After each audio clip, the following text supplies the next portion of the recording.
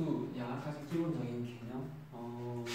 내가 오늘 할 거는 경우의 수 기본 개념이랑 내가 어려워할 만한 방정식과 부등식을 만족시키는 순서 쌍의 개수, 그리고 뭐 약수의 개수까지는 굳이 안 해도 될 거 같고, 약수의 개수, 색칠하는 방법의 수, 그리고 지불 금액, 지불 방법의 수까지 요거 어려워할 만한 거 쭉 한번 찍어서 올려놓을 테니까 이거는 시험 기간에 다시 한번 봐도. 경우의 수야. 첫 번째 사건과 경우의 수. 우리 경우의 수 파트는 크게 경우의 수라는 거랑 그 다음에 순열이랑 조합이라는 가장 세 파트로 이루어져 있어. 경우의 수 파트는 우리가 직접 가장 기본적인 경우를 어떻게 셀지에 대한 근본적인 방법을 안다면 조금 더 복잡한 상황에서의 자주 나오는 유형을 순열로 돌려놓고 생각을 하고 그 순열에 대해서 뭐 순서를 없앤 거를 조합을 생각을 하지. 그래서 우리가 앞으로 나오는 일반적인 모든 경우 순열이나 조합 같은 경우에는 합의 법칙이나 고백 법칙으로 다 처리가 가능해. 근데 어차피 걔네들 계속 나오는 케이스라서 그거를 조직화 시켜놓은. 첫 번째 얘기했는데 이제 경우의 수야. 경우의 수 파트에 들어가자면 제일 처음 봐야 될 게 뭐 사건과 경우의 수. 사건은 어떤 실험이나 관찰에 의해 일어나는 결과. 예를 들어서 뭐 주사위 같은 걸 던지면은 주사위를 던지는 행위가 있지. 던지는 행위. 그리고 뭐 동전 같은 것도 동전을 던지는 행위가 있을 때 그거에 의해 나타나는 결과를 우리는 사건이라고 얘기해. 경우의 수는 사건이 일어날 수 있는 모든 경우의 가지수. 그래서 주사위를 던지는 사건에 의해서 나오는 그 결과는 즉 1, 2, 3, 4, 5, 6이라는 경우의 수가 나오는 거지. 동전도 똑같아. 동전을 던지는 사건에 대해서 우리는 나오는 경우는 앞하고 뒤하는 단 두 가지가 나올 거니까. 자, 이제 184쪽에 보면은 합의 법칙. 그래서 이러한 우리가 경우의 수를 파악하는 이 두 방법으로 가장 기본이 되는 게 뭐 합의 법칙이랑 이라는 것과 두 번째로 하는 게 고백 법칙이야. 물론 뭐 각자 뭐 기본적인 이해는 할 수 있겠지만 합의 법칙과 고백 법칙의 가장 큰 의미를 알아둬야 돼요. 자, 일단 합의 법칙 한번 읽어봐봐. A하고 B가 동시에 일어나지 않을 때 사건 A와 사건 B가 일어나는 경우의 수가 mn이면 사건 A 또는 사건 B가 일어나는 경우의 수는 m 플러스 n이다. 이것을 합의 법칙이라고 한다. 중요한 건 합의 법칙에서는 주로 나오는 게 또는이라는 글자야. 이 또는은 우리가 어디서 많이 만나면 집합 이런 연계에서 많이 봤지. 집합에서 또는 하면은 합집합. 그러다 보니까 합의 법칙은 결국 우리가 집합의 기호를 따지면은 우리가 합집합이랑 관련이 많이 있어. 자, 봐봐. 내가 A라는 사건이 일어나는 경우의 수를 n이라고 하고 B라는 사건이 일어나는 경우의 수를 n이라고 하고 그러면은 내가 A라는 사건이 일어나는 경우의 수가 n이라고 하면은 그 n개를 모아놓은 집합에 대해서 그 개수를 n의 a라고 표현을 해볼 수 있겠지. 자, 그리고 B라는 사건이 일어나는 경우의 수를 n개라고 하면은 실제로 집합 B 안에 들어가 있는 원소의 개수는 n의 b야. 그러다 보니까 자, 물어보는 게 합의 법칙은 A, B가 그러니까 사건 A 또는 사건 B가 일어나는 경우의 수를 물어보는 거야. A 또는 B가 일어나는 경우의 수를 물어볼 때는 A 또는 B가 일어나는 경우는 집합적으로 생각하면 A가 일어나거나 또는 B가 일어나는 경우의 수를 물어보는 거야. 따라서 이 집합 안에 있는 원소의 개수를 물어보는 거고, 이거는 결국 N의 A 합 B의 집합 안에 있는 원소를 물어보기 때문에 이거는 우리가 앞에서 했었던 뭐 원소의 개수, 집합의 원소의 개수를 알아봤던 것처럼 N의 A 더하기 N의 B 빼기 N의 A 교 B 이렇게 생각을 해볼 수 있지. 그래서 우리가 여기서 생각해 볼 수 있는 첫 번째로 A 교 B가 공집합인 경우, 즉 A하고 B가 동시에 일어나지 않는 경우에 한해서는 우리가 뭐 똑같이 N의 A 합 B라고 하는 게 N의 A 더하기 N의 B라고 써볼 수 있지. 그래서 또는이랄 때 두 개의 경우의 수를 직접 더하면 되고 A 집합 B가 공집합이 아닌 경우에 한해서는 직접 N의 A 합 B라고 하는 것은 N의 A 플러스 N의 B 마이너스 N의 A 교 B라고 이렇게 써볼 수 있다는 거야. 그래서 두 사건이 동시에 일어나지 않는 경우에는 각각의 사건을 더해주면 되고 이 사건이 동시에 일어나는 경우에는 교집합의 원소를 한 번씩 빼주면 된다라고 하는 게 합의 법칙이야. 근데 합의 법칙은 우리가 이거를 알아도 의미 자체는 이걸로 많이 접근을 해야 돼. 자, 합의 법칙이라고 이렇게 이해한다기보다는 합의 법칙의 의미를 알아둬야 돼. 주로 쓰이는 게 이 케이스로 많이 쓰여. 이 케이스로 많이 쓰인다는 거는 내가 큰 뭐라고 할까? 자, 큰 전체 사건이 있어. 전체 경우의 수를 세하려고자 할 때 한꺼번에 세하는 게 너무 힘들어서 각 사건을 조각 내어서 이 사건을 인지를 하고 이 사건을 인지를 하고 이 사건을 인지를 하고 이 사건을 인지를 해. 그럼 각각에 대해서 큰 사건을 한 번에 이해하기는 힘든데 하나의 사건을 인지를 하고 1번 사건을 인지하고 2번 사건을 인지하는데 1번 사건과 2번 사건은 동시에 일어나지 않으니까 각각의 경우를 더하면은 처리가 가능해. 이것도 똑같아. 3번하고 4번은 각각 처리가 힘든가 각각 나누어서 케이스를 생각을 한 다음에 우리가 3번 케이스를 생각하고 4번 케이스를 생각을 하고 각각 모두 더해서 생각을 한다니까. 그래서 큰 사건을 동시에 일어나지 않게끔 적절하게 잘라서 생각을 하는 거야. 그러니까 결국 큰 사건은 사건 자체를 분류를 해. 분류를 하는데 이 분류를 어떻게 하느냐? 중복 없이 그리고 빠짐없이 잘 잘라서 생각을 한다는 거야. 가장 대표적인 케이스가 있지.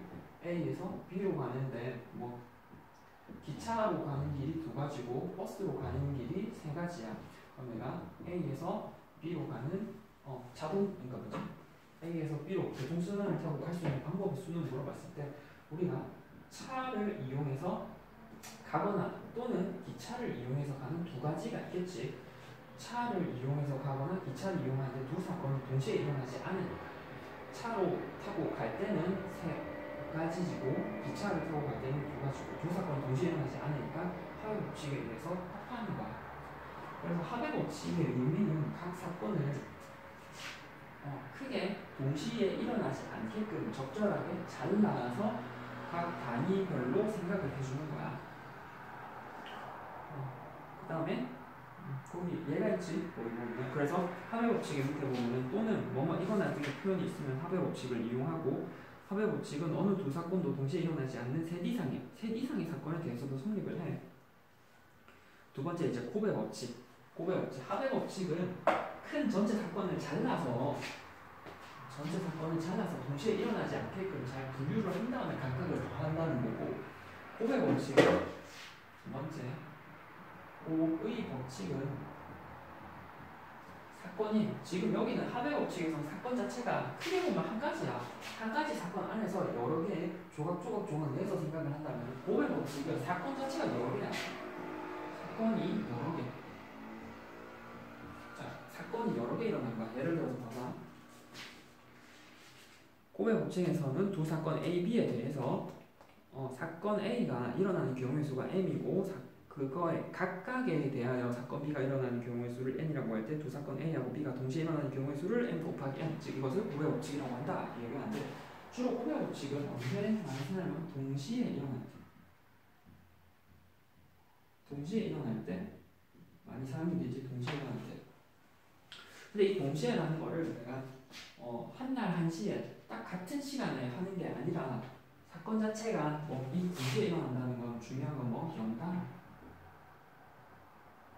연달아 일어날 때가 제일 중요해. 내가 주사위를 던지고 동전을 던지는데 그걸 한 날 한시에 정확하게 던지는 게 아니라 주사위를 던지고 1초 있다가 동전을 던지거나 주사위를 던지고 3초 있다가 동전을 던지거나 일어나는 경우의 수는 같잖아. 그러니까 애초에 그 시간적인 의미가 동시에라는 게 시간적인 의미가 아니라 내가 연달아서 내가 주사위를 던지고 엔드 조금 있다가 연달아서 동전을 던져. 그래서 사건 자체가 연달아서 일어날 때 우리는 곱의 법칙을 사용해. 그래서 주사위를 주사위를 던졌을 때 1, 2, 3, 4, 5, 6이 일어나고 이 각각에 대해서 사건 자체가 동전이 한 명하고 뒷면이 나오지. 그래서 실제로 1이 일어났을 때 2개, 2가 일어났을 때 2개, 3이 일어났을 때 2개, 4가 일어났을 때 2개, 5가 일어났을 때 2개, 6이 일어났을 때 2개니까 각각에 대해서 실제로 모두 그러니까 이건 하자. 1이 일어났을 때 앞뒤 2가지야. 2가 일어났을 때 2가지, 3이 일어났을 때 2가지, 4가 일어났을 때 2가지, 5가 일어났을 때 2가지, 6이 일어났을 때 2가지야. 그러면 각각의 사건은 1이 일어나거나 2가 일어나니까 동시에 일어나지 않잖아. 그래서 각각을 모두 더하면 돼. 그러니까 2를 총 6번 나니까 총 12개야. 근데 이거는 자 봐봐. 저 경우를 우리가 합의 법칙으로 큰 사건을 쪼개서 생각하면 경우가 복잡하지. 이럴 때는 각각에 대해서 이 각각이 일어나기 때문에 사건 단위별로 자, 이 고백 법칙에서 중요한 게 뭐냐면 내가 사건 단위별로 고백 법칙에서 중요한 게 사건 단위로 생각이 가능하다는 거야. 내가 연달아 일어나기 때문에 주사위를 던지고 이어서 연달아 동전을 던져. 그럼 내가 주사위만 일단 신경을 써. 연달아 일어날 거니까 주사위만 신경을 쓰면 총 6개. 주사위만 일어나면 총 6개. 자, 그 다음에 연달아서 생각을 하니까 이제 동전만 생각하면 돼. 실제로 동전이 일어나는 게 2가지. 근데 이 각각에 대해서 생각을 해보니까 이 각각에 대해서 2가지가 일어나니까 실제로 합의 법칙을 쭉 해보면은 여기 2 곱하기 6이지만 그러니까 2가 6번 더해지지만 2를 묶어내면은 6 곱하기 2잖아. 그래서 실제로 우리가 물론 이 경우도 합의 법칙으로 적용이 가능해. 근데 해보면 알겠지만 합의 법칙으로 적용을 하다 보니까 너무 복잡해. 그리고 어차피 똑같은 2를 모두 더하기 때문에 이 2를 묶어내면은 결국 6 곱하기 2. 그러니까 이 6은 여기 주사위를 던져서 일어날 경우고, 그 다음에 이 2는 동전을 던져서 일어날 경우. 그래서 우리는 이 고백 법칙의 의미가 사건 단위별로 생각을 할 수 있다는 거야. 즉 주사위 던지는 것만 생각을 하고 동전 던지는 것만 생각을 해서 두 개를 연달아 곱하면 된다라는 게 가장 큰 장점이야. 큰 복잡한 사건을 사건 단위별로 쪼개서 생각할 수 있다는 게 고백 법칙의 가장 큰 장점이야. 그리고 이거에 대해서 예를 들어서 이것뿐만 아니라 이렇게 가고 이렇게 가면은 A에서 B인 걸쳐 C로 갈 때 A에서 B를 가고 그 다음에 이어서 연달아서 B에서 C로 가지. 그래서 여기서 가는 경우는 2가지, 가는 경우는 3가지, 연달아 일어나니까 곱하기. 이렇게 간단하게 돼. 자, 그 다음에 거기 고백 법칙 밑에 보면 이제 우리가 경우의 수를 다룰 때 주로 많이 다루는 도구들이 있어. 도구가 크게 뭐냐면 제일 많이 다루는 게 수형도라는 거를 제일 많이 다뤄.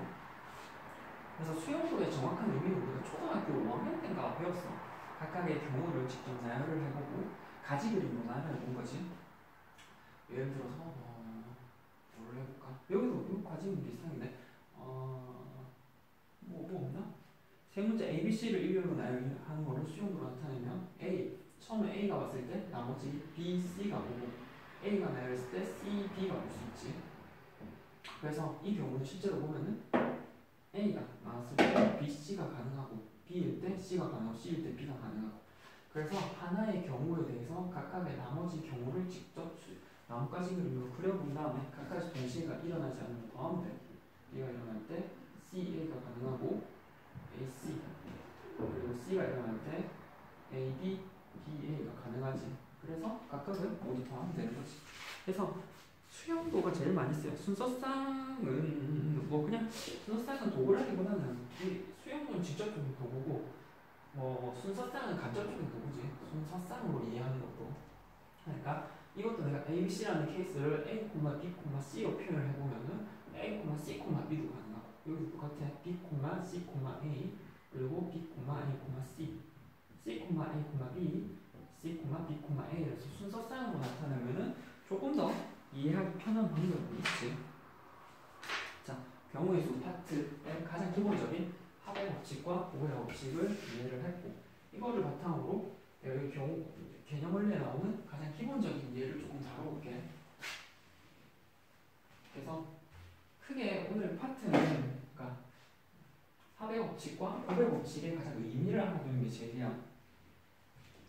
봐야 되는 게 내가 할 거는 188쪽에 방정식과 부등식을 만족시키는 순서쌍이 있어. 첫 번째야.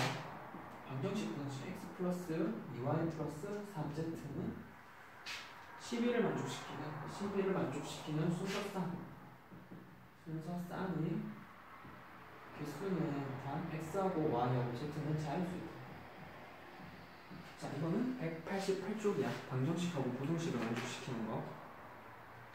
뭐 앞에 합의 법칙 가장 기본적인 거는 할 수 있을 것 같아서 이거는 넘어갈게. 그러니까 뭐 187쪽은 넘어가고 188쪽에 볼게. 자, 이런 형태에 대해서 우리가